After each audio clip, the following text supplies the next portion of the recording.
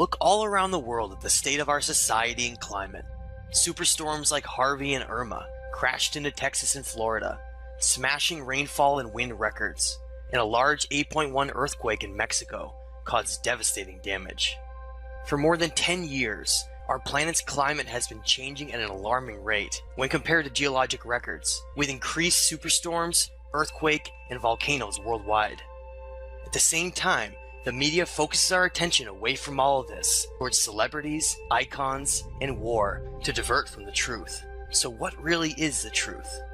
As tides around the globe begin receding at a shocking rate, as seen in Florida, Brazil, and Egypt, and large earthquakes and volcanoes increase, we all deserve to know what's really happening, and if an outside force is actually to blame for all of this. We must not shy away from this information any longer, for a time of great change is upon us that has been written about for thousands of years. To understand what's happening, we must first go back to the earliest developed human civilization on Earth, known as the Sumerians, in what's today known as Iraq. The Sumerians represent the first civilization to develop advanced writing techniques, as well as tracking events and chronicling our ancient history. The Sumerians claimed that their knowledge of the stars, writing, agriculture, and social structures were all lowered from heaven by great gods who came from a planet with a long elliptical orbit known as Planet X, or Nibiru, meaning the crossing. The name Nibiru is derived from the unusual elliptical orbit that the planet follows, which takes it through our central solar system every 3,600 years.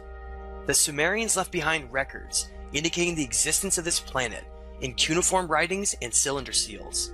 The most famous of these is known as VA-243, which shows a scale model of our solar system, which includes our central sun and the planets that revolve around it, including Planet X, where they claim their gods came from. Today, most of society has been tricked into believing these gods in Planet X are nothing more than a myth and fairy tale to hide the truth with laughter and ridicule. This clever tactic has hidden the real version of history and our origins for generations, until over time it has been nearly lost forever. It's time for humanity to awaken from its amnesia of all of this happened before us. The Sumerians called their gods the Anunnaki, which meant those who from heaven to earth came. The Sumerians wrote in detail about both who the Anunnaki were and the events that led to their arrival on Earth hundreds of thousands of years ago from Planet X. In these early cuneiform writings, such as the Atrahasis, we learn about two brothers, known as Enki and Enlil, who bitterly fight over the direction of humanity, and provides details of the disasters caused by the crossing of Planet X. Much of the turmoil revolves around these two rival families, and how this mysterious planet has shaped our story. Enki was a brilliant scientist and was known as the great magician and geneticist of the Anunnaki family. His symbol was represented as a dragon and serpent, and was shown through the modern medical caduceus symbol. The name En means Lord, with Ki being the original name of our planet before it was called Earth, which was later renamed for this great being Ea, a previous name of Enki. Enki's half-brother Enlil, known as the Lord of the Air or Sky, and represented by the eagle and bull, was a polar opposite of his brother. His values revolved around a military and highly disciplined mentality, whose interests solely lie in the preservation and future of the Empire of Anu. All of the Anunnaki are named after this king of the gods, who believes that he rules over Earth. The oldest and most important of these Sumerian writings is known as the Enuma Elish, which is a cuneiform tablet that speaks about our origin story and the devastation in our solar system long ago in the past. Found in 1849 in what is now the area of Mosul, Iraq, the Enuma Elish may be one of the most important pieces of writing in human history, for the unaltered and extensive information given for the events of the ancient past. The Enuma Elish contains 7 tablets, with the first 5 describing the turbulent celestial events that happened long ago when these Anunnaki royal gods acted out roles as the planets of our solar system, like a grand play, with Marduk being represented as the planet X, known to the Sumerians as Nibiru, with Enlil represented as Jupiter. Reading from an excerpt from Tablet 6 of the Enuma Elish, it states, "They bound him, holding him before Enki. They inflicted the penalty on him and severed his blood vessels. From his blood, he, Enki, created mankind. on whom he imposed the service of the gods and set the gods free. After the wise Enki had created mankind and had imposed the service of the gods upon them, the task is beyond comprehension. The gods were then divided, all of the Anunnaki into upper and lower groups. He assigned 300 in the heavens to guard the decrees of Anu and appointed them as guard. Enlil has always hated humanity and called them the beasts, referencing their primitive nature and compared to their DNA. These brothers were given ownership and responsibility over planet Earth and deemed themselves gods of everything beneath them. Most of our story and the extensive conflict throughout humanity all stems from the jealousy that arose between Enlil and his sons over the gifts within the human genome that were instilled secretly by using Enki's own DNA himself. We learn in the Enuma Elish in Atrahasis that the Anunnaki created humanity to ease the workload of the Igigi, the workforce of the royal family, and to jumpstart the genetics of the Neanderthal with their own DNA to toil in the Absu, which we know is South Africa. Today, thousands if not millions of ancient mining sites, dating to over 100,000 years old, utilizing advanced smelting techniques, have been found all over the region. This is the ancient reason why we still value gold nearly above all else, and is part of our long history of slavery on the planet. We are now just waking up to the truth of all of this. The original purpose behind the creation of Homo sapiens, through the eyes of Enlil, was to become a simple slave race, with only enough intelligence to comprehend basic orders. Even the idea of giving humans more intelligence through splicing their own Anunnaki DNA greatly angered Enlil, and he fiercely opposed it. Unbeknownst to Enlil, his half-brother Enki ended up secretly designing a model of Homo sapien that was far too intelligent and possessed large amounts of Anunnaki DNA that could even rival their greatness as a species. Enki felt great responsibility and compassion for his creation, and endowed Homo sapiens with an advanced brain and higher consciousness, with chakra centers of energy that could be manipulated from a distance in the future in case humanity became enslaved by ideas. When Enlil found out that Enki had given Homo sapiens the gifts of their intelligence and the right to free will through conscious expansion, he was furious and promised to enslave humanity forever and never allow them to know the truth of who they really are. Much of the current reality stems from the promise that has always been kept and is the purpose behind the inversion of so many meanings that lead back to the truth, such as the demonization of the snake, Enki's symbol. This realization of reality can be uncomfortable to accept, but necessary for growth and perspective. When Enlil was chosen to be the ruler of Earth, instead of his half-brother Enki, a promise that had been made for the ultimate slavery of humanity was orchestrated and carried out 12,800 years ago as the planet crossing, Planet X, approached perihelion and disaster occurred across the Earth, as told by Atrahasis, who was also known as Noah. This represented the great reset button of humanity, and just the calamity needed by Enlil to permanently enslave humanity by tricking them through the conditioning of certain ideas and laws, so that society would unknowingly give all of their energy away to these gods.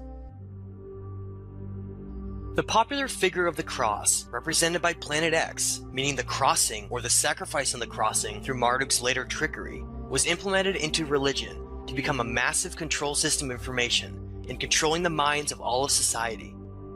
A profound quote to explain this deception and control by Enlil, Ninurta, and Marduk on humanity comes from Barbara Marciniak, which states, "The ultimate tyranny in a society is not controlled by martial law, but controlled by the psychological manipulation of consciousness, through which reality is defined so that those who exist within it do not even realize they are in prison."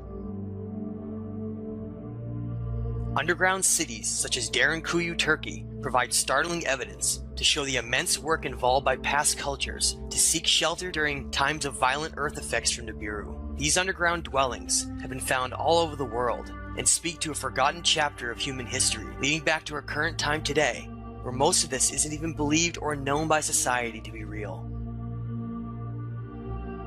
In 1991, Dr. Robert Harrington, the chief astronomer of the US Naval Observatory, took an 8-inch telescope to the end of Black Birch, New Zealand, one of the few optimal viewing points on Earth, and discovered a large planetary body approaching our solar system. Dr. Harrington calculated this planetary body to be approaching from below the ecliptic at an angle of around 40 degrees. A year later, in 1992, NASA gave 2 press briefings where they prepared the public for disclosure of a new planet in the far outer reaches of our solar system they called Planet X. Millions followed the events, awaiting the spectacular announcement of a new planet, only to hear silence. Before Harrington could publish his findings, he mysteriously died of throat cancer, and his research was quickly debunked as simply mathematical inaccuracies. All information and stories about Planet X quickly disappeared, and most forgot it even existed. Today, the Vatican Observatory continuously monitors the heavens from multiple telescopes, awaiting the great return from heaven of the Anunnaki in Planet X. As we approach the fall of 2017, 3,600 years since the last crossing of Nibiru, the return and fulfilling of the prophecy of Revelation 12 seems imminent as events are unfolding across the world. As Planet X reaches perihelion near Earth, the changes we have been seeing will only increase in intensity. Great care must be followed by those living along coastal regions, especially those areas that are very low-lying and prone to flooding. Ocean levels will begin fluctuating dramatically during tidal phases, as well as increased earthquake and volcanic activity. Any large seismic activity could lead to a number of tsunamis along the coast and should be monitored closely. No matter what happens during this pass, records indicate it will not be anywhere near as destructive as the past 12,800 years ago, which led to the end of the Ice Age and the Great Deluge. The biggest impacts from Planet X are likely not going to come from environmental disruptions, but from sweeping change across our social, monetary, political, religious, and scientific understandings. Reality as we know it will change forever once intelligent life is finally announced to the public.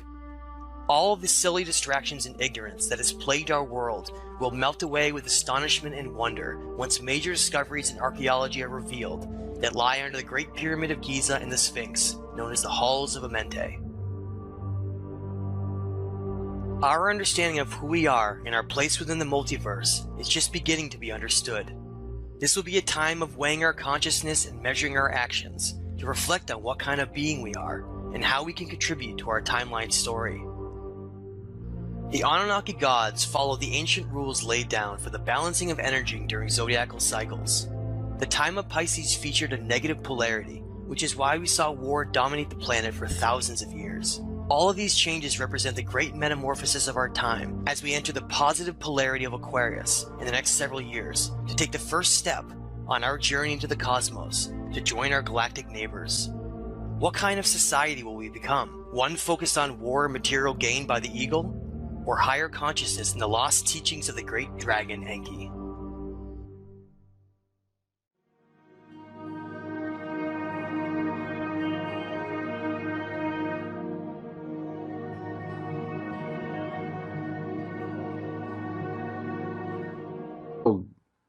Issues in my mind, especially the book of Genesis, and you're correct. The 12th planet was Sitchin's first book.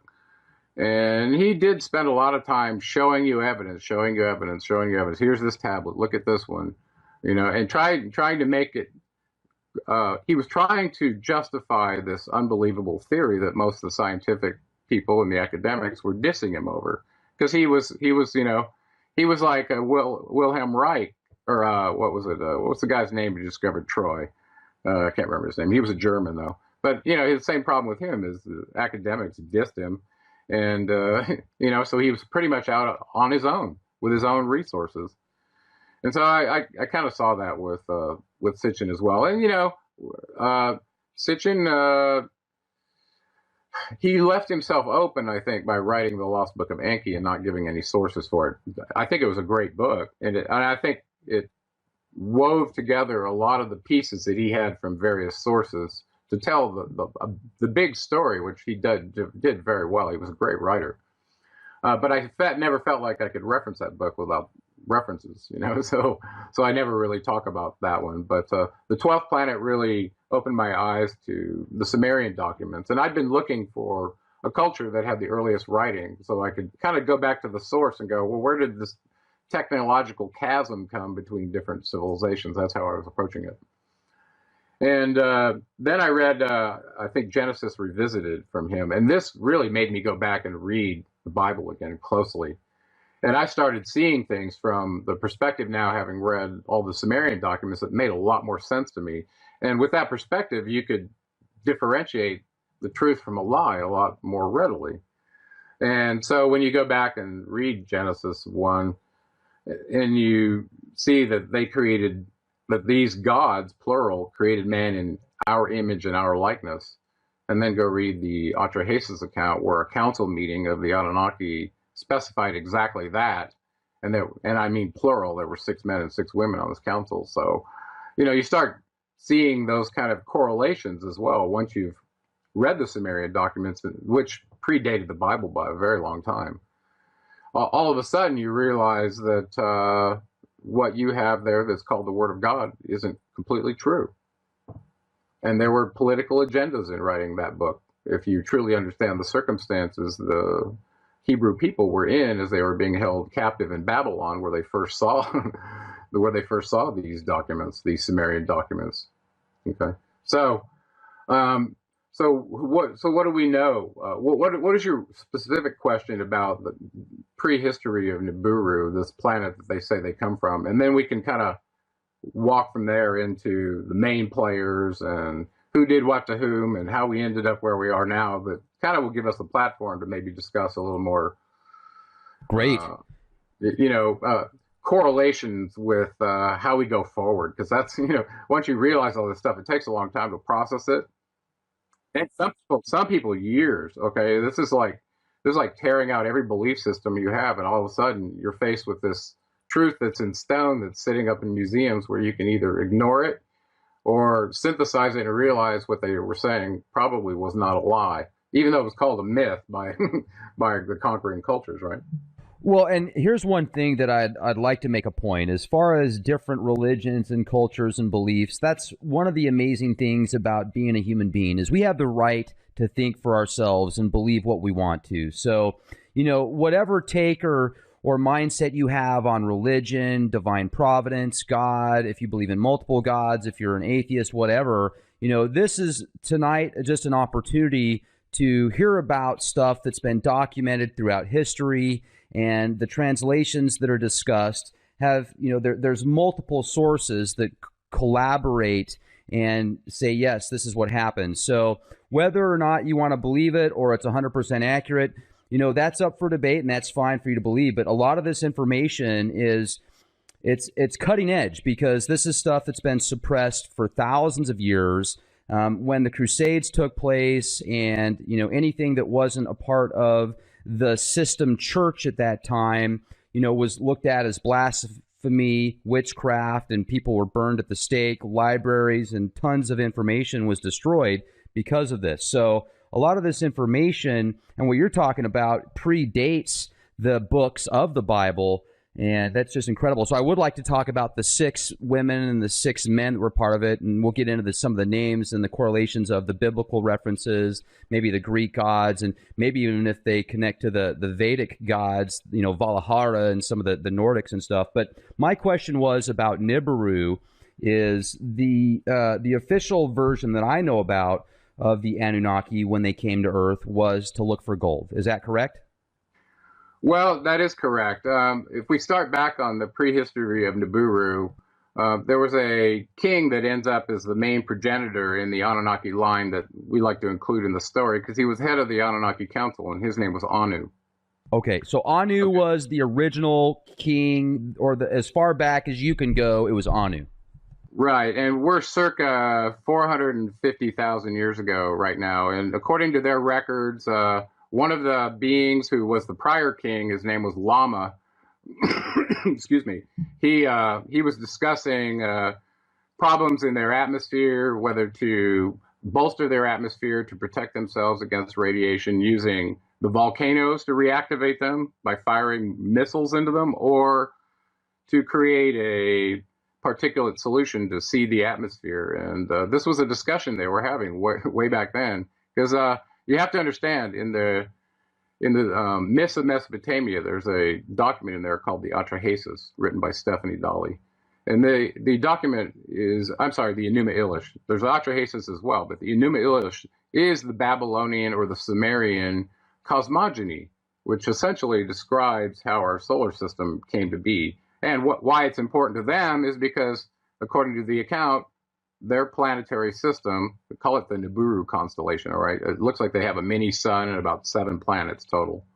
And each planet may have a couple of satellites. Okay. Well, anyway, this constellation somehow, according to their record, in this allegory of this epic battle in space with, think of the planets as billiard balls that are just flying around. Well, they somehow got trapped into our sun's orbit, in a retrograde orbit, according to them, that they weren't in before. And after the first time through, they described all the things they were doing at the inner planets to prepare themselves for shielding radiation, have to blow this up to get it out of the way, all these kind of things. And we didn't really understand it until we got a little more scientific, I think. They were talking about using weapons that could split an entire planet. You know, and that reminds me of like a Type 2 civilization. Right. So anyway, they had atmospheric problems without getting too lost there. They're in a 3600 retrograde orbit, according to them. They kept time in that method in what was called a shar. Even the Sumerian kings list, their reigns were listed in shars. Okay, and if you read the Sumerian kings list that was given to us by Berossus, it shows the first one having a reign of 8 shars, which turns out to be 28,800 years. As unbelievable as that is, and we'll get to that. Okay, but keep that in mind. So they got trapped in this retrograde orbit.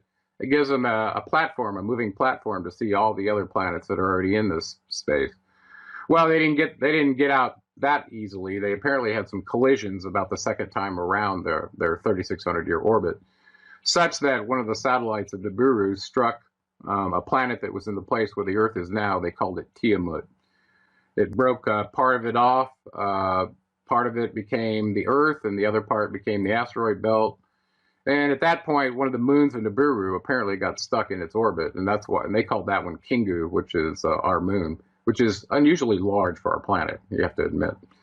So anyway, so a lot of these stories they told in this Enuma Elish account, we're now verifying scientifically that what they said is true. And this document is quite old. So from there, they needed a solution, because if you imagine a planetary system coming into perihelion with the sun every 3,600 years, what it would do to your atmosphere. It'd probably strip it of various components that would normally be there, either through magnetic effects, through plasma discharge and irradiating it, who knows, okay? But apparently they had this need to keep bolstering their atmosphere, which, and I think they knew in the long run it was a losing battle to continue to do this. They needed a long-term solution, and I think that's partly where the Earth came in their long-term plans. But anyway, they had an collision account in their Enuma Elish with the Earth, so they knew about it, and they called the planet Ki. Okay, and they counted from the outside in, from their perspective, since when they were out aphelion, they were the farthest planet out. So they counted inward, the planets inward, and that if you count that way, the Earth is number 7. That's why I named my second book The Seventh Planet. Okay. So with this problem that they had, the king Anu decided to dispatch his chief scientist, who was called Enki. It was his firstborn son. He was sent to the Earth to do a couple of things. One of the primary things was to find resources to bolster the atmosphere back on the Nibiru as they were coming into perihelion with the sun again. So some accounts show that he was looking in the Persian Gulf initially. That's where he splashed down and built the city of Eridu, which is right there where the Tigris and the Euphrates meet, running through the Sea of Reeds into the Persian Gulf. Okay, so that's, according to him, if he did that when he said he did it, that city's 450,000 years old, and it's still sitting there in the desert in Iraq, pretty much, I don't know, like a pile of rubble. Jeez. Anyway, so that's pretty amazing. So he came, tried to get colloidal gold out of the oceans. Apparently, if it's already in a colloidal solution, or you can use chemicals to do it and derive it that way, you already got a powder-like form that you can ionize in the atmosphere. It's very simple. Whereas, if you take gold and have to smelt it somehow to get it to a powder form, or a form that could be sprayed, think about how you would do that. Would you just make it little tiny particles that you'd spray up there? It'd be too heavy. It would just fall out of the atmosphere, right? So that'd be very, very small particles. So that was about 450,000 years ago. So Enki Enki means Lord of the Earth, by the way. So his initial title was Lord of the Earth. His half-brother Enlil, was still back on Nibiru, and he was born of his father Anu and his half-sister, Anu's half-sister, whose name was Arash. Her other name was Ki. She was nicknamed Ki, Arash. So she ended up giving birth to Enlil, and because she was a half-sister and because of mitochondrial DNA contributions in the purity of their bloodline, he was in line to rule. Enki was not. So at this point, we're in the Persian Gulf, and Enki's trying to get gold. He brought a small band of workers with him, which he called the Igigi. They also referred to him in the Book of Enoch as the Watchers.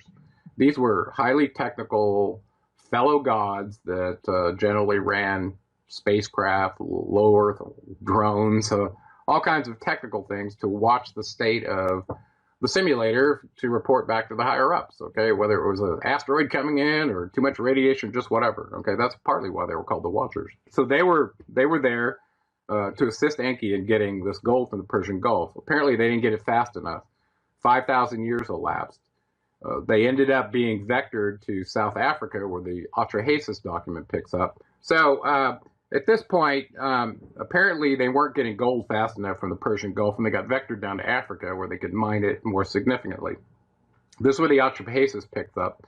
And in the beginning of this first tablet of the Atrahasis, it describes them casting lots, to divide up the territories between some of the key players that we should lay out here. We've already mentioned Anu and Enki. Enlil was the other one. The one we didn't mention was the half-sister to both of them, whose name was Ninhartsog. And later on, we'll find out her name was Isis in Egypt. She was the medical officer that accompanied them. She was very important because if one of them had a child with her, it would be in line to rule because of this half-sister mitochondrial DNA thing. So she was kind of a key player for that reason as well. Okay. So they end up casting lots. Enki gets Africa. Anu goes back to Nibiru. Enlil gets Mesopotamia. And the exemption is that the temple of Eridu and the city that Enki built there with his original Igigi Watchers still belong to him. And apparently he had a garden there, and he'd done all kinds of things in 5,000 years until his brother showed up. At this point, they've divided the territory. I left Inanna out. She got the Indus Valley. Okay, then Enki's in Africa. Oh, and the medical officer actually got some territory, even though she was a medical officer. She got given the Bond Heaven Earth region up in the Sinai Peninsula that belonged to the Anunnaki. Now, this was the area where they had their, I guess you would call it, their communication facilities. Okay. And also transport facilities for moving the ore back to Nibiru, whether it went directly or via a way station. I'm thinking of those in Peru or somewhere out there. They had those ginormous, like, landing pads and very big, kind of, I guess, sculptures of different animals and stuff like that. Was that done by the Anunnaki? Like, was that to give them an idea from space? It very well could have. There have been several races, I believe, that have visited the Earth and done prospecting here. And I think there have been somewhat controversies between races of vying for those, resources from the Earth. So, resource wars and genetic wars, both.